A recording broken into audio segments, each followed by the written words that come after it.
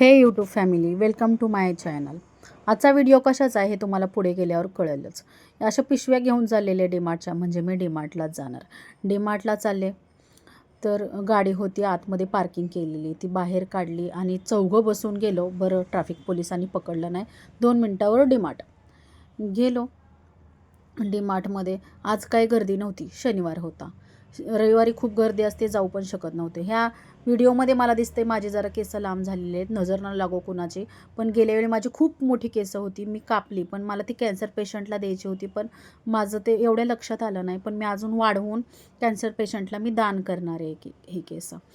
नंतर I hope ते लवकरच व्हावे आणि पटकन वाढावी केस. नंतर पहिल्यांदा डीमार्टमध्ये गेल्या तर आधी स्नॅक्सच घ्यायचे असतात. स्नॅक्सने अर्धी ट्रॉली तर भरली. नंतर जे गरजेचं आहे ते सामानाकडे गेलो. किराणा मालाचं सामान भरून घेतलं.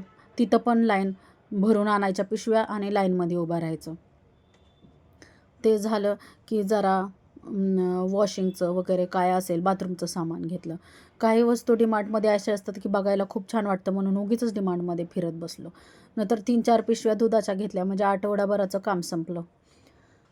ते घेतल्यानंतर स्वराला दिसलं लहान मूल की ते जाऊन लगेचच तिथं जाऊन बसते आणि त्यांना खेळवतच बसते. तिचं खूप वेळ लहान मुलांचं.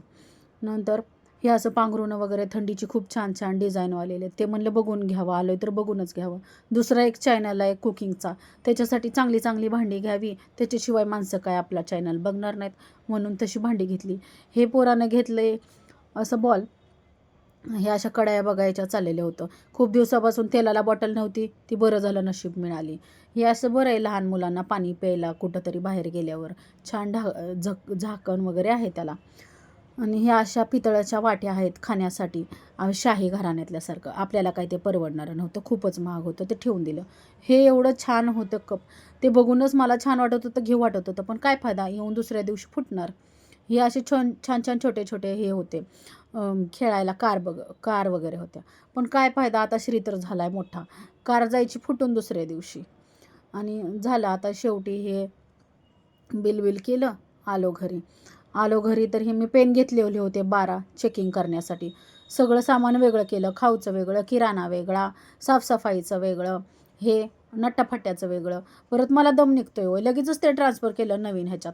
संध्याकाळचं जेवण भाकरी कडक अशी भाजली आणि बेत होता शनिवारचा मटणाचा, कारण रविवारी होती चतुर्थी, म्हणून आदल्याच दिवशी आम्ही उरकून घेतलं, दम निघत नाही ना. नंतर आमचं स्वयंपाक चालू आहे तर मुलांचं चाललं आहे ड्रॉइंग काढायचं. क्लास लावायचा नाही, मोबाईलवर बघून काढायचं. असं छान झालेलं आहे आमचं जेवण. चला बाय.